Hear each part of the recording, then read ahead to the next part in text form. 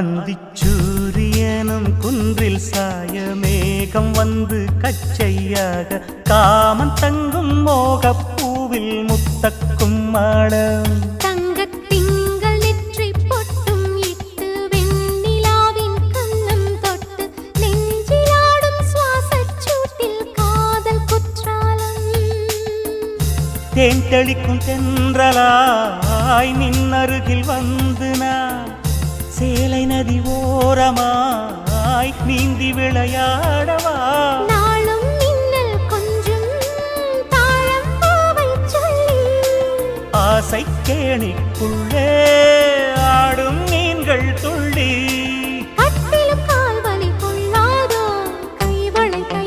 கீறியதோ செம்பூவே பூவே